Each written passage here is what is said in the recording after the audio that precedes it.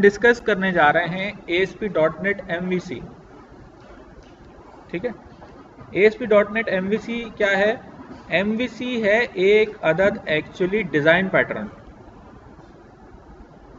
ठीक है, अच्छा डिजाइन पैटर्न ये ऐसा है जो डिजाइन पैटर्न क्या होता है, सवाल ये उठता है। तो ये जो डिजाइन पैटर्न है ये जनाब इस तरह के काम जो कि किसी भी सॉफ्टवेयर डेवलपमेंट के अंदर, चाहे वो वेब बेस्ड हो या डेस्कटॉप बेस्ड हो, उसमें कोई काम ऐसे जो बार बार होते हैं।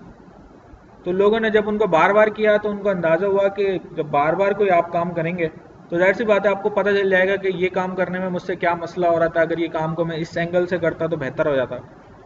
तो जब कुछ चीज़ें ऐसी हैं जो लोगों ने बार बार की तो उन्होंने देखा कि वो ये तरीका करते हैं तो आपको अंदाज़ा हो जाता है कि काम बेहतर तरीके से कैसे होगा एक्सपीरियंस के बेसिस पे।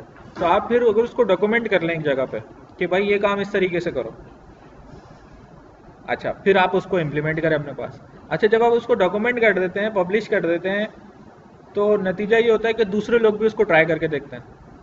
जब दूसरे लोग ट्राई करके देखते हैं बोलते हैं हाँ यार वाकई ये काम अगर इस तरीके से किया जाए तो ये तो बेहतर तरीके से हो जाएगा। और बहुत सारे लोग इस चीज़ को रिकमेंड करेंगे, हाँ भाई वाकई ये चीज़ अगर ऐसे की जाए तो बेहतर है, हमने अप्लाई करके देखा है। तो उसको आप कह देते हैं एक पैटर्न, डिज़ाइन पैटर्न। अब वो डिज़ाइन पैटर्न अगर सॉफ्टवेयर डेवलपमेंट के हवाले से हो तो वो बहुत सारे हैं हमारे पास। उनमें से एक पैटर्न बहुत पॉपुलर है MVC, मॉडल व्यू कंट्रोलर। ये जो पैटर्न है इसको इम्प्लीमेंट किया है ASP.NET वालों ने, और इसको इम्प्लीमेंट करके इसको नाम दे दो इन्होंने ASP.NET MVC। सही है।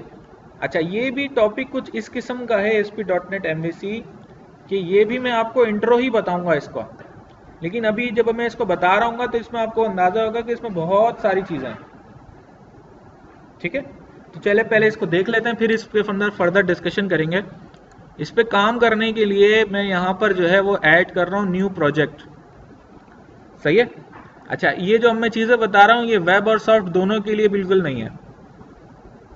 शायद थोड़ा सा वेबसाइट वालों को हल्का सा एडवांटेज होगा कि ये है वेबसाइट, लेकिन वो जो उनकी नॉलेज है वो इसमें कुछ भी एज सच यूज़ नहीं हो रही है, ये बिल्कुल डिफरेंट डायरेक्शन हो गई है। यहाँ पे देखिए मैं सिलेक्ट कर रहा हूँ विजुअल C# और यहाँ से मैंने सेलेक्ट किया ASP.NET वेब एप्लीकेशन। सही है, और यहाँ से मैंने कहा MVC डेमो और इसको मैंने कर दिया ओके। अच्छा जब आप ASP.NET वेब एप्लीकेशन लेते हैं तो ये आपसे पूछता है कि वो कौन सी किस्म की है, MT है, वेब फॉर्म है या MVC। मैंने सेलेक्ट कर लिया MVC। ठीक है, और जनाब फिर मैं यहाँ से देखिए आप ऑप्शन में नज़र आ रहा है सिंगल पेज एप्लीकेशन। तो अब चीज़ें तो बहुत सारी हैं, अभी RC क्या होता है, ये अजूर क्या होता है, अब चीज़ें बहुत सारी हैं, लेकिन वही बात के स्टेप बाय स्टेप बंदा आगे बढ़ता है।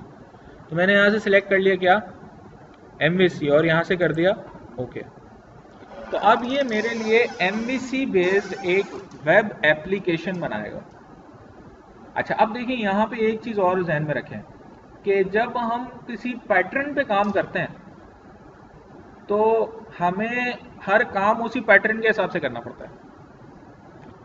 ये बिल्कुल ऐसे ही कि जब किसी के घर में आप रहते हैं तो उसके घर के रूल को फॉलो करना पड़ता है। अगर आप बाहर जाके कहीं रहेंगे किसी और कंट्री में तो उस कंट्री के रूल्स फॉलो करने पड़ेंगे।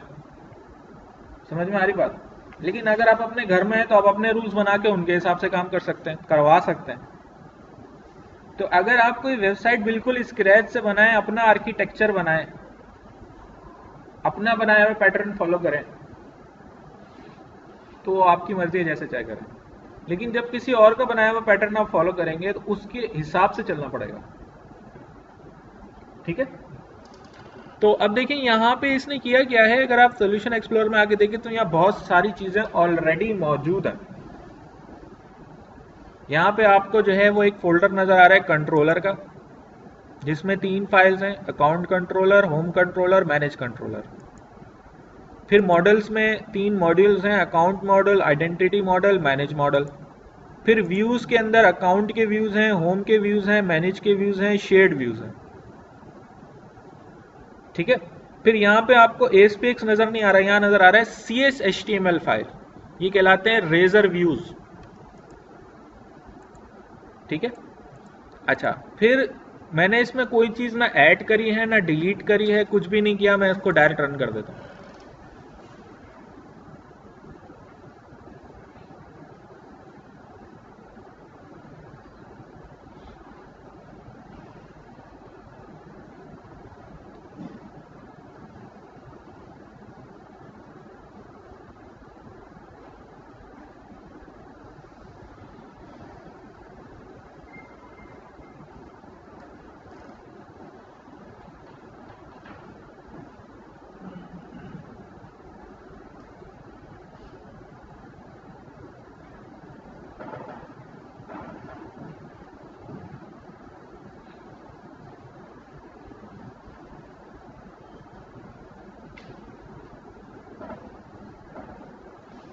अब आप देखें यहाँ पर कि यहाँ ऑलरेडी एक पूरी बनी बनाई वेबसाइट मौजूद है।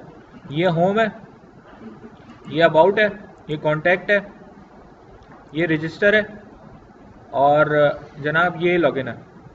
अच्छा, अब इंटरेस्टिंग चीज़ जो जिसे देख के मैं ये कह सकता हूँ कि जनाब ये है एक अदद MVC बेस एप्लीकेशन।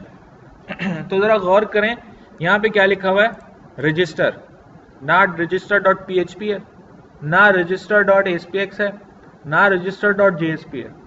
रजिस्टर से पीछे क्या लिखा हुआ है, अकाउंट। ये है अबाउट, देखिए यहाँ लिखा हुआ है अबाउट और यहाँ लिखा हुआ है होम। यानी ये तीन जो हैं वो होम के अंदर हैं और ये तीन जो हैं वो अकाउंट के अंदर हैं। यानी अकाउंट एक कंट्रोलर है, वो कंट्रोल कर रहा है रजिस्टर को और लॉगिन को, और एक होम कंट्रोलर है जो कंट्रोल कर रहा है होम को, अबाउट को और कॉन्टैक्ट को। जैसे हाँ, जैसे अभी जब सॉल्यूशन एक्सप्लोरर में देख रहे थे। यानी कि MVC के अंदर एक मॉड्यूल होता है जो कि डेटा प्रोवाइड करता है और उसके सामने होते हैं बहुत सारे कंट्रोलर। हर कंट्रोलर के अपने व्यूज होते हैं, हर कंट्रोलर अपने अपने व्यूज को मैनेज कर रहा होता है। समझ में आ रही मेरी बात? ठीक है। नहीं, इसमें आपको कोड बहुत करना पड़ेगा, यहाँ पे वो वर्डप्रेस वाली आसानियाँ नहीं है। मैं भी करके दिखा रहा हूँ, ये तो बना है ना, अभी बनाएंगे जब पता चलेगा कितना आसान है। ठीक है। अब देखें इसमें जो है वो, अब अगर हमें समझना है तो हमें अपना एक कंट्रोलर हम बनाते हैं, अपना एक मॉड्यूल बनाते हैं और अपने व्यूज़ बनाते हैं, तो फिर हमें चीज़ क्लियर होगी कि ये एक्चुअली है क्या। ठीक है, फिर मैं आपके सवालात के जवाबात भी दूंगा, लेकिन अभी जो है वो साईं आ गए चाय के लिए। हमारी हो रही है अबाउट ASP.NET MVC, और उसमें मैंने आपको रन करके दिखाया। तो अब जब हमने इसको रन किया इस नए प्रोजेक्ट को, तो इसमें बहुत सारी चीज़ें ऑलरेडी बनी हुई थी। सही है। तो अब देखिए मैं इसके अंदर जो है वो नए सिरे से काम करूँगा, और नए सिरे से काम करने के लिए सबसे पहला काम तो मैं कर रहा हूँ कि ऐप डेटा के फोल्डर पे राइट क्लिक कर रहा हूँ, यहाँ से जा रहा हूँ ऐड, और यहाँ से कर रहा हूँ ऐड न्यू आइटम, और यहाँ से सिलेक्ट कर रहा हूँ SQL सर्वर डेटाबेस। इसका नाम आप कुछ भी रख सकते हैं, जैसे इसका नाम मैंने रख दिया जनाब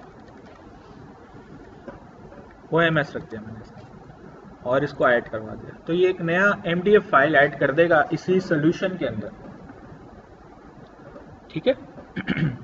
ये आपको पता है ऐप डेटा के अंदर जो है वहाँ हम एक नया डेटा ऐड करवा सकते हैं। ये SQL सर्वर एक्सप्रेस एडिशन का डेटा होता है, और अगर SQL सर्वर डेटा टूल्स आपके पास विजुअल स्टूडियो में इंस्टॉल नहीं है तो ये प्रॉब्लम करेगा, लिहाजा अगर वो इंस्टॉल नहीं है तो पहले उसको इंस्टॉल कर लें।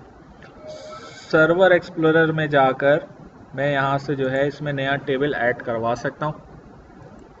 मैंने टेबल पर राइट क्लिक किया और मैंने ये टेबल ऐड करवा दिया। ये SQL के डेटाबेस की है, जैसे एक्सिस का MDB फाइल होती है, तो इसका जो है वो एक्सेस है। अच्छा, अब देखें यहाँ पे जो है वो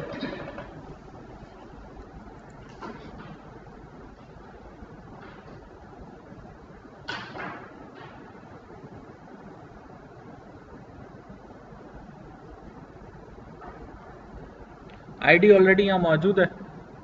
तो मैं फॉर एग्जांपल कस्टमर का टेबल बना रहा हूँ, तो यहाँ पे मैंने नेम ले लिया nvar4 और ईमेल nvar4, और जनाब मैंने यहाँ पे ले लिया एड्रेस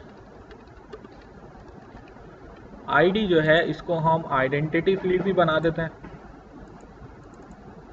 और टेबल का नाम रख देते हैं कस्टमर। एड्रेस का नाम मैं रख रहा हूं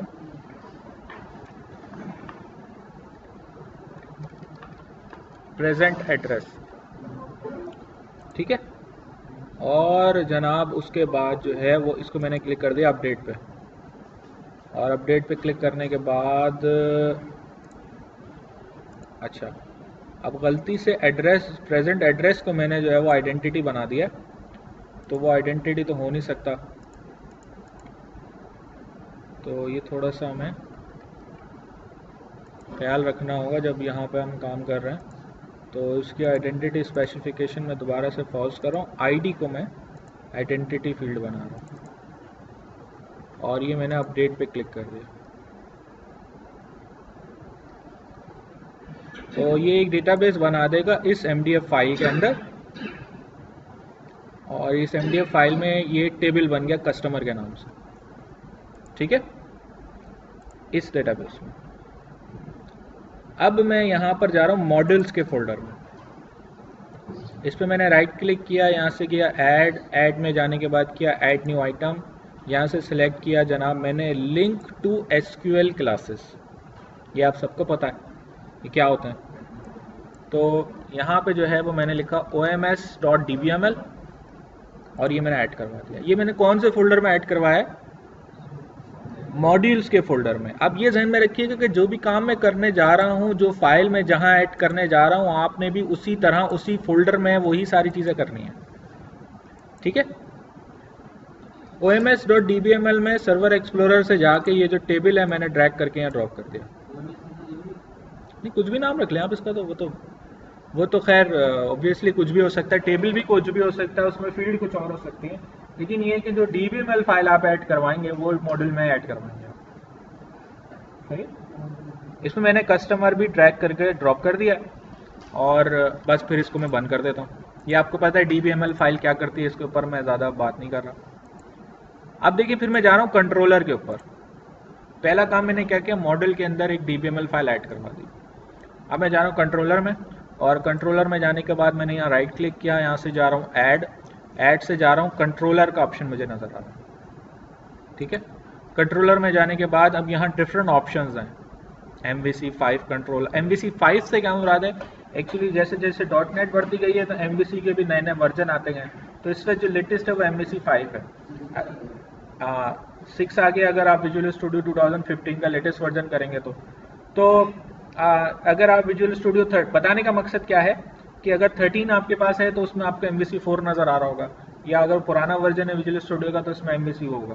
तो जो चीज़ें हम कर रहे हैं वो आपको 2008 में भी मिलेंगी, क्योंकि हम तो इनिशियल बेसिक्स चीज़ें देख रहे हैं ना अभी। तो ये जो नए नए वर्जन है इसमें एक्स्ट्रा चीज़ें ऐड हुई हैं, उसके ऊपर तो हम बात कर ही नहीं रहे, तो इसमें कोई टेंशन लेने वाली बात नहीं है अगर किसी और विजुअल स्टूडियो में आपको कोई और वर्जन नज़र आएगा। जहाँ भी आप एक्सेस करेंगे तो वहाँ पे आपको MVC controller with read write action ये नज़र आ रहा होगा आपको। MT भी ले सकते हैं, लेकिन मैं यहाँ सेलेक्ट कर रहा हूँ MVC controller with read write action, और ये मैंने ऐड करवा दिया इसे। तो ये मेरे लिए कंट्रोलर ऐड करेगा, और ये जो कंट्रोलर होगा ये मैं इसका नाम रख रहा हूँ कस्टमर कंट्रोलर। तो ये नाम बड़ा सोच समझ के रखना है, क्योंकि इसी नाम से मैं इसको URL पे एक्सेस करूँगा। दूसरी चीज़ ये कि इस नाम में कंट्रोलर लिखा होना ज़रूरी है, सही है, ठीक है। और फिर मैंने इसको ऐड करवा दिया, तो ये एक नया कंट्रोलर इसने ऐड करवा दिया। कंट्रोलर क्या CS फाइल है, कस्टमर कंट्रोलर .cs। अब इसमें ऑलरेडी कुछ मेथड्स बने हुए हैं, इंडेक्स, डिटेल्स, क्रिएट के 2 बने हुए, एडिट के 2 बने हुए, डिलीट के 2 बने हुए, सही है। अब मैं यहाँ से जो है वो करूँगा ये कि इस वेबसाइट को मैं कर दूँगा बिल्ड। अच्छा, बिल्ड करने का रीज़न सिंपल ये है कि वो जो हमने DBML फाइल बनाई थी वो कोड कंपाइल हो जाए। कंपाइल होने से ये होगा कि अगर उसमें कोई एरर है तो पता चल जाएगा, अगर एरर नहीं है तो वो कंपाइल होने के बाद अब मैं यहाँ यूज़ कर सकता हूँ। जैसे देखें अब मैं यहाँ जा रहा हूँ इंडेक्स में। इंडेक्स ये जो है हर कंट्रोलर के अंदर जो भी मेथड है वो एक एक्शन है। क्या है? एक्शन है। तो जैसे आपको याद होगा, जब मैंने अभी थोड़ी देर पहले वेब एप्लीकेशन रन करी थी, तो उसके अंदर जो है वो हम देख रहे थे होम कंट्रोलर के अंदर अबाउट, कंटेंट और अबाउट, इस तरह होम था। इसी तरह अकाउंट के अंदर रजिस्टर और लॉगिन था। तो अगर आप जाके देखेंगे यहाँ पर होम कंट्रोलर में, तो यहाँ पे इंडेक्स, अबाउट और कॉन्टैक्ट 3 एक्शन है, यानी तीनों एक्शन एक व्यू को तरफ जो है वो डायरेक्शन लेके जा रहा होता है। तो यहाँ पे भी ये हर एक्शन एक पर्टिकुलर व्यू का होता है। तो इंडेक्स भी एक व्यू होगा। देखें यहाँ से रिटर्न क्या हो रहा है? व्यू। अब इंडेक्स व्यू में नजर क्या आएगा या उसमें होगा क्या, उसको मिलेगा क्या, वो हम यहाँ डिसाइड करेंगे। ठीक है? तो जैसे मैं यहाँ पे लिख रहा हूँ OMS डेटा कॉन्टेक्स्ट। अब इसको नहीं पता ये OMS डेटा कॉन्टेक्स्ट क्या है, तो मैंने सिंपली इस पर राइट क्लिक किया, यहां से गया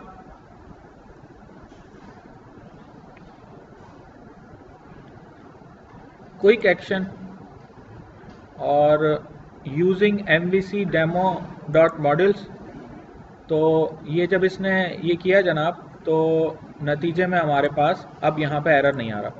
OMS डेटा कॉन्टेक्स्ट क्या है ये आपको पता है कि वो जो OMS वाली फाइल मैंने ऐड करी थी, DBML फाइल, तो उसने उसके साथ क्या ऐड कर दिया होगा? Data context. सही है ना? फिर मैं यहाँ लिख रहा हूँ, देखें DB equals to new OMS data context. सही है? अच्छा, MVC के साथ आप चाहें तो कनेक्टेड या डिसकनेक्टेड अप्रोच भी यूज कर सकते हैं, लेकिन ASP.NET MVC के साथ प्रेफर किया जाता है कि आप लिंक या एंटिटी फ्रेमवर्क यूज करें। सही है? तो अब देखिए मैं यहाँ पे लिख रहा हूँ वेरिएबल C इक्वल्स टू, चलें इसको कस्टमर कर देते हैं, from C in DB dot customers select C। और फिर ये कस्टमर जो है मैं कॉपी करके यहाँ रख देता हूँ। तो एक्चुअली देखें, मैं इंडेक्स के अंदर जो है इस एक्शन के अंदर कस्टमर के टेबल से डेटा सेलेक्ट करके कस्टमर के इस इंडेक्स के व्यू को पास कर रहा हूँ। फिर देखें इसी इंडेक्स के अंदर रहते हुए मैं राइट क्लिक कर रहा हूँ, यहाँ से सिलेक्ट कर रहा हूँ ऐड व्यू। कौन सा ऑप्शन है? Add view. और ऐड व्यू करने के बाद मेरे सामने ये विंडो आ गई, इसमें इंडेक्स ऑलरेडी लिखा हुआ है। मैं यहाँ से सिलेक्ट कर लूँगा लिस्ट। मॉड्यूल क्लास जो है वो मैं सेलेक्ट करूँगा यहाँ से customer MVC demo dot model. समझ में आ रही मेरी बात? ये वही मॉडल है जो मैंने वहाँ ऐड करवाया था। बाकी मैं इसमें कुछ भी नहीं कर रहा और उसको ऐड करवा देता हूँ। तो ये मेरे लिए एक व्यू ऐड कर देगा और उस व्यू का नाम है index.cshtml। अच्छा, ये ऐड कहाँ हुआ है? अगर आप जाके देखेंगे तो व्यूज के फोल्डर में कस्टमर का नया फोल्डर बना है और उसमें ऐड फाइल हुई है index.cshtml। अच्छा, इसको जरा बिल्ड कर देते हैं।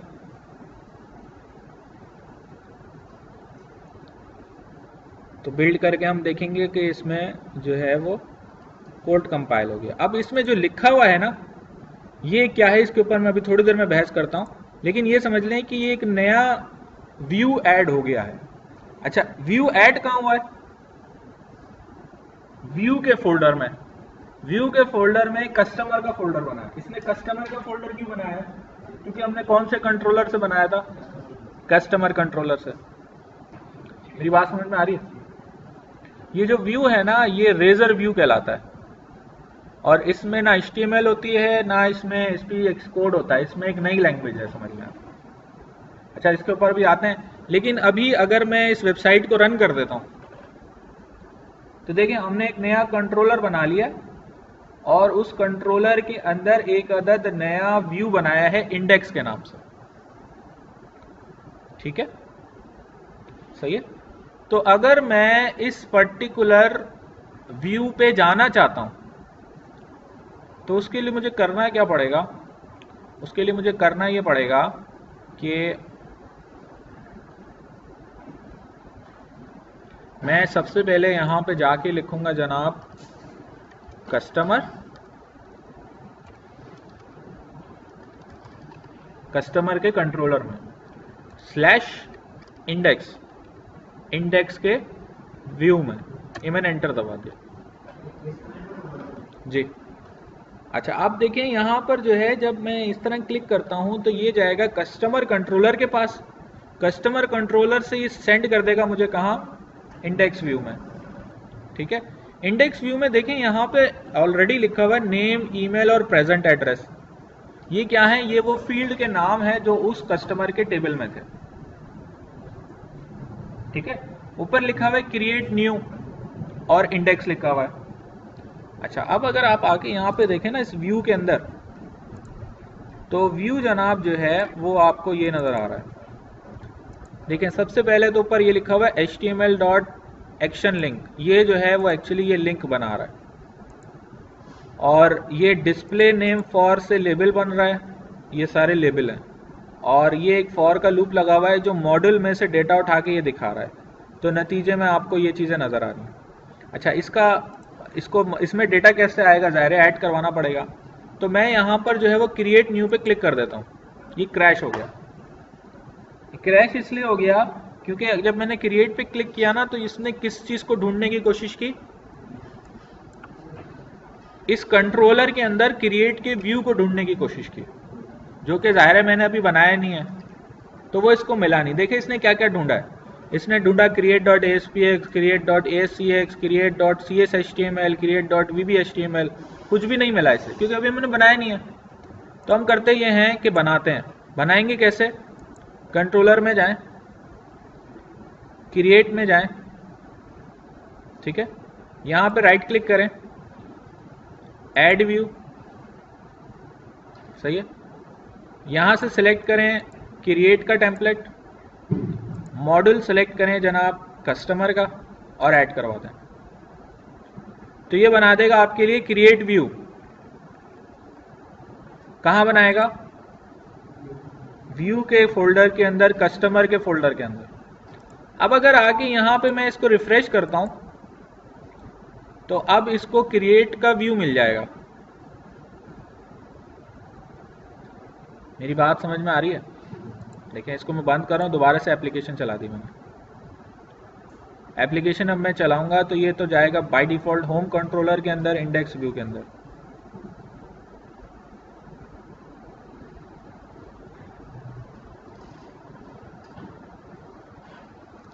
ये कस्टमर के अंदर जा रहा है इंडेक्स पर, सही है। तो कस्टमर का इंडेक्स हमारे सामने आ जाएगा। कस्टमर के इंडेक्स पे जाके अगर मैं क्रिएट पे क्लिक करूंगा तो कौन से व्यू पे जाऊंगा, क्रिएट व्यू पे जाऊंगा।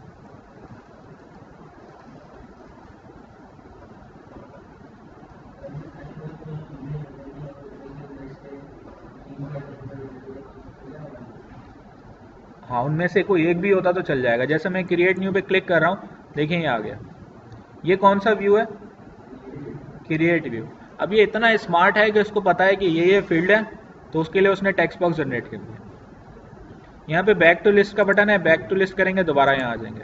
अगर मैं यहाँ कुछ लिखूंगा और क्रिएट पे क्लिक करूंगा तो कुछ ऐड होगा नहीं। असल में प्रॉब्लम ये है कि कंट्रोलर में आपको जो है वो क्रिएट के दो एक्शन नजर आएंगे, एक तो ये क्रिएट है और एक नीचे वाला क्रिएट है। तो ये वाला ऊपर वाला जो है ये कॉल होता है जब क्रिएट का व्यू डिस्प्ले करना है। ये वाला कॉल होगा जब उस पे ऊपर मैं सेव पे क्लिक करूंगा। अच्छा और यहाँ पे देखिए ये जो क्रिएट का व्यू है इसके अंदर मैं यहाँ पे लिख रहा हूँ कस्टमर और ये मैंने कस्ट लिख दिया। इसमें वो सारी चीजें आ रही होंगी जो कि वहां यूजर टेक्स्ट बॉक्सेस पे लिखेगा। अब मैं यहाँ पे लिख रहा हूँ customer C equals to new customer, और वो आपको लिंक अगर याद हो तो अब मैं यहाँ पर वैल्यू सेट कर देता हूँ। जैसे कि नेम जो है उसमें मैंने कर दिया कस्ट डॉट नेम। कस्ट क्या चीज़ है, कस्ट वो है जो यूज़र ने इस मेथड को पास किया है। इसी तरह email equals to cust dot email, और जनाब present address equals to cust dot present address. नहीं ये लिंक भूल गए आप, db डॉट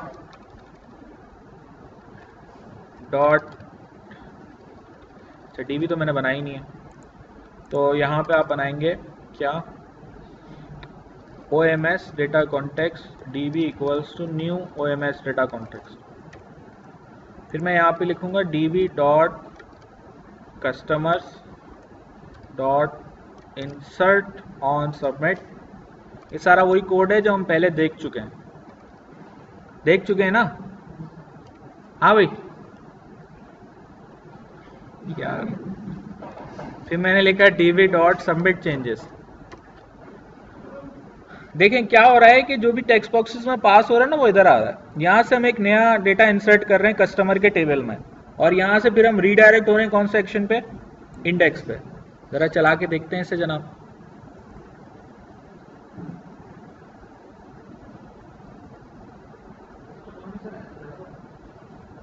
कस्टमर में S लगा हुआ है। अच्छा ये जो है ना वो DBML फाइल के अंदर एक प्रॉपर्टी होती है, वो जो हमने जनरेट किया है ना उसने कस्टमर्स के नाम से बनाया होगा। अगर आप यहाँ मॉड्यूल में आके देखेंगे ना,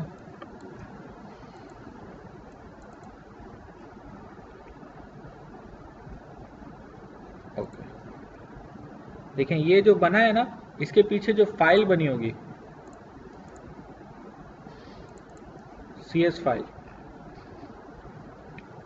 इसमें क्लास का नाम है कस्टमर, लेकिन जो DB के अंदर ये वाली जो फाइल है ना, ये DB ये OMS डेटा कॉन्टेक्स्ट में जो इसको एक्सेस कर रहा है वो कस्टमर्स के नाम से, तो DB डॉट कस्टमर्स है। बहरहाल तो आप यहाँ से आए जनाब कस्टमर, और इसमें गए इंडेक्स पे। अभी तक तो कोई कस्टमर ऐड नहीं है, तो एम्प्टी ग्रिड नजर आएगी आपको। मैं यहाँ से गया क्रिएट पे, अब मैंने यहाँ लिखा इसरार, ईमेल लिख दिया और सम एड्रेस लिख दिया और क्रिएट पे क्लिक कर दिया। तो ऐड हुआ डेटा। डेटा ऐड होने के बाद आप कौन से इस पे इंडेक्स पे आ गए, इंडेक्स पे आ गए। इंडेक्स पे आए तो यहाँ पर ये इसको एक रिकॉर्ड टेबल में मिल गया, इसने यहाँ दिखा दिया। सही है। अब यहाँ आपको मजीद 3 ऑप्शन नजर आ रहे हैं, एडिट, डिटेल्स और डिलीट। एडिट पे क्लिक करूंगा तो ये फिर क्रैश हो जाएगा, क्योंकि अभी तक मैंने एडिट का व्यू बनाया नहीं है। सही है। तो एडिट का व्यू मैं कैसे बनाऊंगा? एडिट का व्यू बनाने के लिए मैं जाऊंगा जनाब इसके कंट्रोलर में, यहां पे जाऊंगा एडिट के व्यू के अंदर। अच्छा एडिट के व्यू में आईडी ऑलरेडी पास हो रही है, ठीक है, आप लोग यहीं पर हैं। तो एडिट के व्यू में आईडी पास हो रही है, तो अब मैं यहां पर जो है वो लिखूंगा जनाब OMS data context DB equals to new OMS data context, इसलिए कि आईडी इंटीजर में है। आईडी जो है नॉर्मली आइडेंटिटी फील्ड होती है और वो हमेशा इंटीजर होती है, लेकिन अगर आपकी आईडी इंटीजर नहीं है तो आप यहाँ डेटा टाइप चेंज कर दें। ये तो टेम्पलेट है ना, सही। अच्छा फिर जो है वो अब मैं यहाँ पर लिख रहा हूँ जनाब customer cust equals to DB dot customers dot first C lambda expression C dot ID equals to ID, और ये कस्ट जो है वो मैं इधर पास कर देता हूँ व्यू को। अब ये वो आईडी है, एक्चुअली जब आप एडिट के लिंक पर क्लिक करेंगे ना तो वो एक आईडी पास करेगा वहां से, उस आईडी की बेसिस पे कस्टमर सेलेक्ट होगा और ये इस व्यू को पास हो जाएगा वो कस्टमर। अब मैं यहाँ से क्लिक कर रहा हूँ ऐड व्यू, इसके अंदर राइट क्लिक किया है तो एडिट ऑलरेडी सिलेक्टेड है।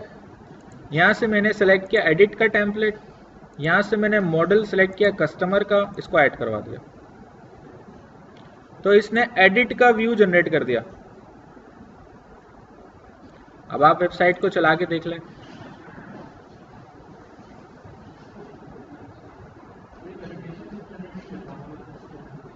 सब कुछ हो रहा है इसमें। हाँ वो प्रॉपर वैसे नहीं हो रही है, वो डेटा टाइप आप कुछ खुद ब खुद करना पड़ेगा इसमें। जाहिर है हर काम तो जैसे कोडिंग हमें करनी पड़ी है, तो अब मैं तो लिंक लिख रहा हूँ, आप चाहें तो यहाँ वो एसक्यूएल कनेक्शन, एसक्यूएल कमांड वगैरह भी लिख सकते हैं, लेकिन वो रिकमेंडेड नहीं है इसके अंदर, एमवीसी के अंदर। बेहतर है कि आप क्या यूज़ करें, लिंक यूज़ करें या एंटिटी फ्रेमवर्क यूज़ करें। बहरहाल, तो अब मैं यहाँ से जा रहा हूँ जनाब कस्टमर इंडेक्स। यहाँ पे मैंने क्लिक किया एडिट, तो देखें एडिट के व्यू के अंदर ऑलरेडी फिल्ड डेटा आ रहा है, इसलिए कि इस व्यू को ये डेटा पास हुआ था। लेकिन अगर मैं इसमें कोई चेंज करके सेव पे क्लिक कर दूंगा तो चेंजेस होंगे नहीं, क्योंकि एडिट जो है उसके कंट्रोलर के अंदर एडिट के दो एक्शन है, एक ये वाला और एक ये वाला। ठीक है, तो यहां से मैं फॉर्म कलेक्शन हटा के इस तरह लिख देता हूं कस्टमर कस्ट, और अब मैं यहां से कस्टमर एडिट करूंगा। कैसे एडिट करूंगा, OMS data context DB equals to new OMS data context. ठीक है भाई, आप लोग यहीं पर है ना जी? अच्छा, फिर यहां पे अब मैं लिख रहा हूं customer C equals to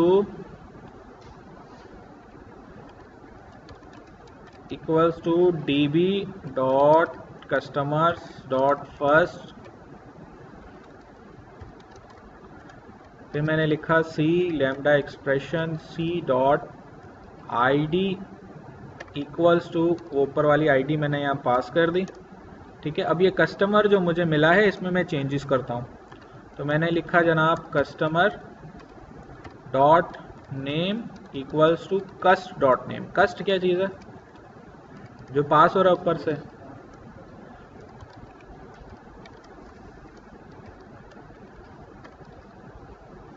cust dot email, और customer dot present address equals to cust dot present address. फिर मैं लिख रहा हूँ DB डॉट सबमिट चेंजेस। सही है? अच्छा, फिर आप कहाँ जा रहे हैं, वापस इंडेक्स पे जा रहे हैं। अब जरा इसको भी चेक कर लेते हैं जी। ये जो कोड है ना, ये तो आपके समझ में आना चाहिए, ये तो हम लिंक में डिस्कस कर चुके हैं। सिर्फ जो है ना यहाँ कॉन्सेप्ट ये समझें कि ये फंक्शन कॉल किस तरीके से हो रहा है।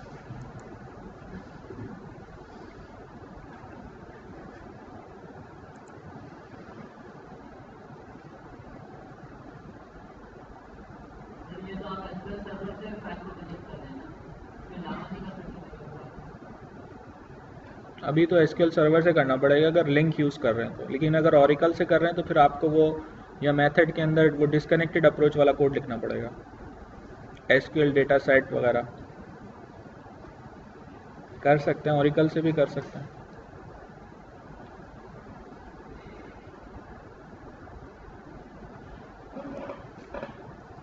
अच्छा जी, यहाँ पे जो है वो मैंने लिखा कस्टमर इंडेक्स। अब मैं यहाँ पर एक नया क्रिएट करने जा रहा हूँ। यहाँ पे मैंने लिखा जनाब सलीम खान, ईमेल लिख दिया salim@gmail और सम एड्रेस, और क्रिएट पे क्लिक कर दिया तो एक और ऐड हो गया। इसके गया मैं एडिट पे, यहाँ से मैंने चेंज कर दिया, इसको मैंने कहा सलीम एड्रेस और सेव पे क्लिक कर दिया। देखिए यहाँ क्या आ गया। ठीक है, अब मैं यहाँ से डिटेल पे क्लिक कर रहा हूँ, ये फिर क्रैश हो गया क्योंकि ये जा कहाँ रहा है, डिटेल के व्यू पे जा रहा है। डिटेल अभी हमने बनाया नहीं है, तो डिटेल कहाँ से बनाएंगे, कंट्रोलर के अंदर जाकर ये डिटेल का एक्शन आईडी इसमें पास हो रही है। आपने सिंपली ये करना है कि उस आईडी की बेसिस पे कस्टमर को सिलेक्ट करना है। ठीक है, और ये कस्टमर जो है वो आप इधर पास कर देंगे। अब डिटेल का व्यू बनाने के लिए इस पर मैंने राइट क्लिक किया, यहाँ से किया ऐड व्यू। ऐड व्यू में जाने के बाद यहाँ से मैंने सिलेक्ट डिटेल ऑलरेडी है, यहाँ से टेम्पलेट सिलेक्ट किया डिटेल का, यहाँ से सिलेक्ट किया customer MVC dot demo dot models add करवा दिया। ये कस्टमर का डिटेल का व्यू जनरेट हो गया व्यूज के फोल्डर के अंदर। अब आप इसको रन करके अगर देखेंगे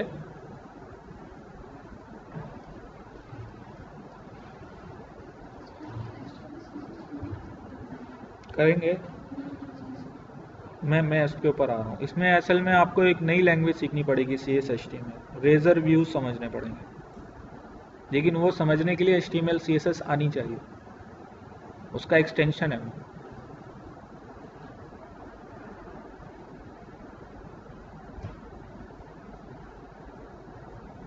MVC में थोड़ा सा मसला ये है कि इसमें ड्रैग एंड ड्रॉप कुछ भी नहीं है, हो सकता है बाद में हो जाए, अभी नहीं है। तो ये प्योर समझ लें कि एक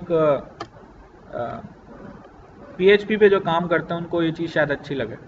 बहरहाल डिटेल्स पे हम जाएं तो यहाँ पे जो है अभी इसकी डिटेल आ गई। अब ये एक टेम्पलेट है, अब इसमें आप अपने हिसाब से चेंजेस कर सकते हैं, इसमें इमेजेस वगैरह, क्योंकि ये व्यू कहाँ बना है आपको पता है।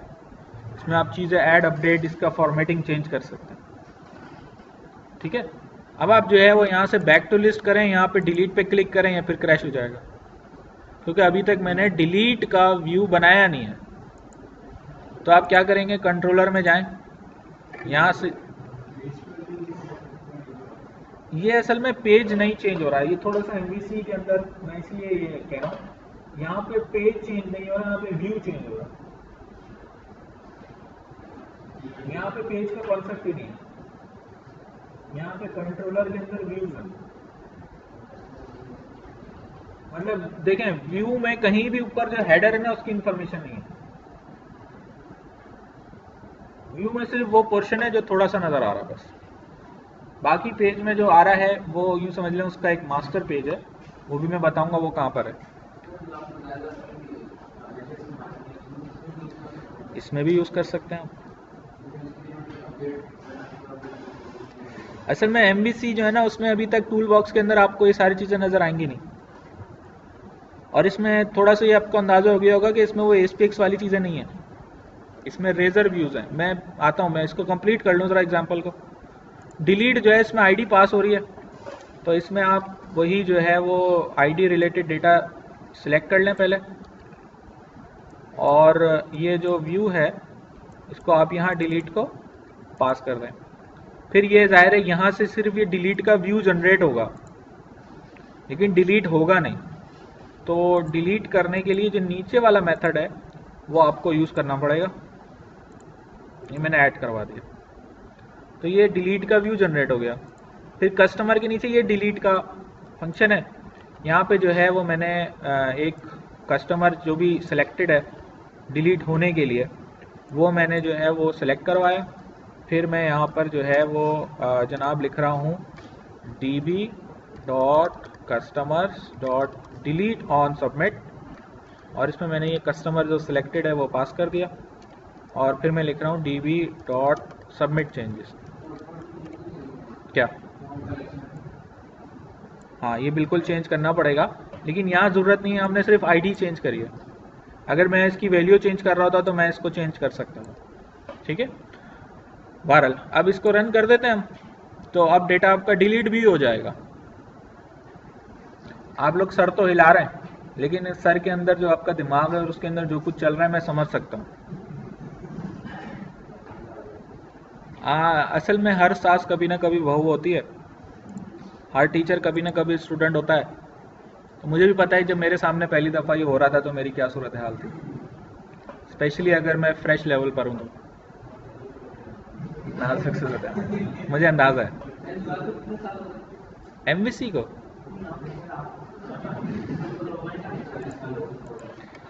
बस यार काफ़ी पुराना आदमी, अब तुम्हें अंदाज़ा तो है, मुझे बर्थडे भी याद नहीं है यार। अब मैं आप लोगों को बताता हूँ 1947 मोहम्मद बिन कासिम के ज़माने की बातें, काइम अली शाह के ज़माने की बातें,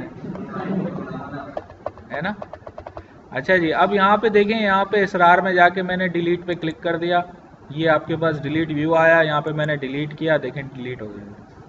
ये पीछे डेटाबेस में सारे चेंजेस हो रहे हैं, ठीक है। तो आपने यहाँ पर customer related add update delete वाले सारे एक्शन कर दिए। अच्छा, अभी तक हमने कोई इसमें जो है वो ऐसी चेंजेस नहीं की है, अभी तो हम सिंपल यूं समझ लें इसके विजिट चला रहे थे, ठीक है। नतीजे में ये सारे व्यूज जनरेट हो रहे थे और इसके अंदर ये सारा काम हो रहा था। अच्छा, अब देखें यहाँ पे ये कस्टमर के व्यूज हैं, ये अकाउंट के व्यूज हैं, ये होम के व्यूज हैं, एक है यहाँ पर शेयर्ड व्यूज, और शेयर्ड के अंदर है underscore layout dot C S H T M L. ये एक्चुअली इसका मास्टर पेज है। देखिए यहाँ पे सबसे पहले तो जो है मैंने यहाँ पे लिख दिया ऑर्डर मैनेजमेंट सिस्टम, और जनाब देखें यहाँ पे ये 3 लिंक्स डिफाइन है, home index home, about about home, contact contact home. इसमें जाके मैंने एक लिस्ट आइटम और बढ़ा दिया। अब यहाँ देखें कहीं डिज़ाइन व्यू नज़र नहीं आ रहा है, तो एमवीसी पे काम करने के लिए आपको यहाँ इस लेवल पे आके काम करना पड़ेगा, सोर्स व्यू पे। अब मैं यहाँ पे लिख रहा हूँ इंडेक्स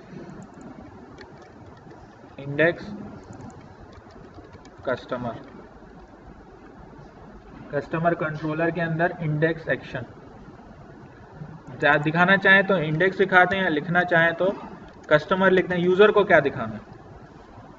लिहाजा अब आप जब रन करेंगे तो ये जो लिंक मैंने अब बनाया है ये अब कहाँ नज़र आएगा, हर पेज पे नज़र आएगा।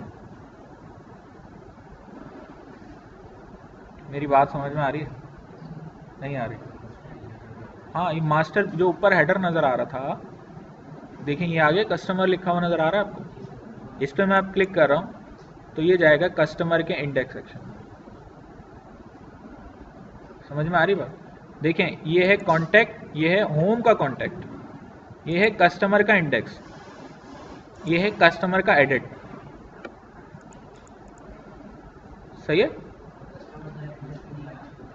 हाँ, इंडेक्स जो होता है ना वो ये डिफ़ॉल्ट कंसिडर कर लेता है, तो जैसे होम पे भी लेकिन ऊपर लिखा हुआ नज़र नहीं आ रहा। अच्छा, अब आपकी वेबसाइट जो है उसमें देखें यहाँ पर जो है वो बहुत सारी चीज़ें मैं थोड़ी थोड़ी जितनी बता सकता हूँ मैं बता देता हूँ इसमें। जैसे कि यहाँ पे आप जाएं तो आपको एक फ़ाइल नज़र आ रही global.asx। ये वेब इंजीनियरिंग वालों को तो पता ही है क्या चीज़ है। यहाँ पे रजिस्टर राउट्स में जा रहा हूँ मैं, और यहाँ से जा रहा हूँ गो टू डेफिनेशन। यहाँ पे ये डिफ़ॉल्ट कंट्रोलर और डिफ़ॉल्ट एक्शन लिखा हुआ है, तो मैं डिफ़ॉल्ट कंट्रोलर होम से हटा के कर देता हूँ कस्टमर।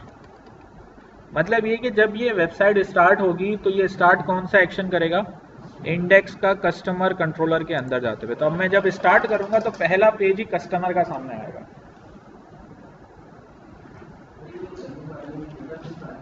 जी,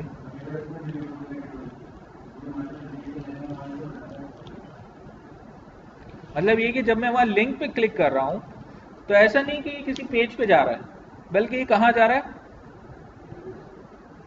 कंट्रोलर पे। कंट्रोलर इसको रीडायरेक्ट कर रहा है व्यू पे, और व्यू जो है वो मास्टर पेज का पार्ट है। मास्टर पेज में लफ्ज यूज कर रहा हूं, ये मास्टर पेज है नहीं। अब देखें यहां पे जो है पहला पेज ही कस्टमर का खुल के सामने आ रहा है। मेरी बात समझ में आ रही है?